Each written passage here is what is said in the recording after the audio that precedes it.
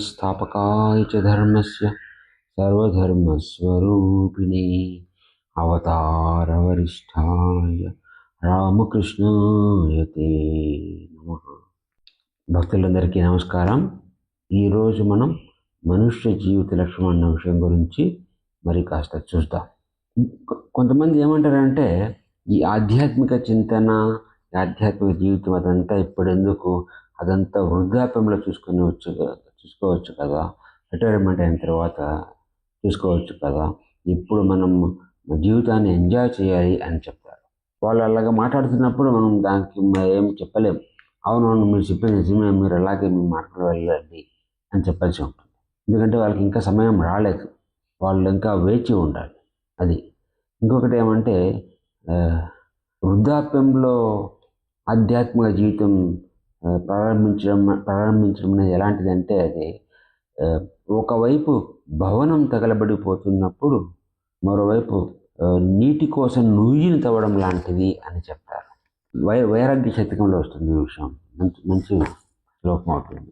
దాని అర్థం ఏమంటే, శరీరం ఆరోగ్యకరంగా ఉన్నంత వరకు మరియు వృద్ధాప్యము దూరంగా ఉన్నంత వరకు, ఇంద్రియముల యొక్క శక్తి బలంగా ఉన్నంత వరకు, ఆయుష్ క్షీణించకుండా ఉన్నంత వరకు, అంతవరకు బుద్ధిమంతుడైన వ్యక్తి ఆత్మశ్రేయస్సు కొరకు మహాప్రయత్నం చేయాలి.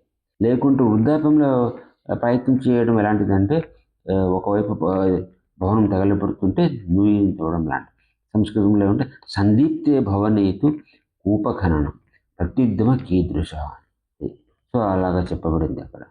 ప్రహ్లాదుడు, ధ్రువుడు వాళ్ళు కూడా చిన్న వయసులోనే ఆధ్యాత్మిక జీవితాన్ని ప్రారంభించారు. ప్రహ్లాదుడు చెప్పినాడు, చిన్న వయసు నుండే భగవత్ చింతన అలవర్చుకోవాలి అని. భాగవతంలో శ్లోకం వస్తుంది, ప్రహ్లాదు చెప్పిన విషయం. ప్రహ్లాదు చెప్పాడు, కౌమార ఆచరేత్ ప్రాజ్ఞో ధర్మాన్ భాగవతానిహ దుర్లభం మానుషం జన్మ తద్ అపి అధ్రువం అర్థదం అని. అంటే ఏమంటే, ప్రహ్లాదు చెప్తున్నాడు, బుద్ధిమంతుడు తన చిన్న వయసు నుండే ఇతర వ్యాపకాలు అన్నింటినీ త్యజించి భాగవత ధర్మాలను ఆచరించడానికి మానవ శరీరాన్ని ఉపయోగించాలి. మానవ శరీరం అత్యంత అరుదుగా లభిస్తుంది. ఇతర శరీరాల వలె ఇది కూడా అశాశ్వతమైనదే అయినప్పటికీ ఇది అర్థవంతమైనది. ఎందుకంటే మానవ జీవితంలో భగవంతునికి భక్తిపూర్వకమైన సేవలు చేయవచ్చు అని. ఇంకో చోట కూడా చెప్పబడింది, యువ ఏవ ధర్మశీల శాత్. యువ అంటే చిన్న వయసు నుండే ఆధ్యాత్మిక ప్రవృత్తిని కలిగి ఉండాలి అని. స్వామి బ్రహ్మానందజీ చెప్తాడు ఏమంటే, ఈ మనస్సు అనేది ఆవాల యొక్క ప్యాకెట్ లాంటిది. ఆ ఆవాలు కనుక చెల్లాచెదరైపోతే అప్పుడు వాటిని తిరిగి ఏరుకోవడం కష్టం.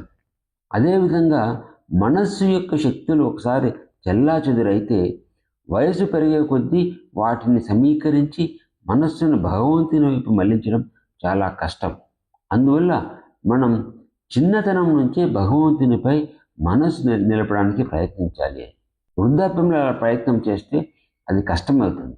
ఇంకోటి ఏమంటే, కొంతమంది అంటారు, మేము మాకుండే బాధ్యతలు అన్నీ ముగిసిన తర్వాత ఆధ్యాత్మిక జీవితాన్ని స్టార్ట్ చేస్తాము అంటారు. అన్ని బాధ్యతలు, అన్ని కర్తవ్యాలు ముగిసిన తర్వాత. అది ఎలాంటిదంటే ఏమంటే, ఎవరో చెప్పినట్లు సముద్రం యొక్క అలలు ఆగిపోతే అప్పుడు నేను వెళ్ళి సముద్రంలో స్నానం చేస్తాను. సముద్రం యొక్క అలలు ఎప్పుడైనా ఆగేదేనా, అది ఎప్పటికీ నిరంతరం కొనసాగుతాను. సో అలా చెప్తుంటారు. అలలు ఆగిపోయిన తర్వాత చేస్తాను. ఇంకేమంటే, ఆధ్యాత్మిక జీవితానికి రావడం అనేది అది ఎస్కేపిజం కాదు, అది పలాయనవాదం కాదు. మరి ఏమిటంటే, అది మెచ్యూరిటీ యొక్క గుర్తు. సరైన పరిపక్వత, సరైన మెంటల్ మెచ్యూరిటీ వస్తే అప్పుడు వాళ్ళు ఈ ఆధ్యాత్మిక మార్గానికి వస్తారు. ఓం జననీం శారదాం దేవీ రామకృష్ణం జగద్గురుం పాదపద్మే తయో శ్రిత్వా ప్రణమామి ముహుర్ముహుః.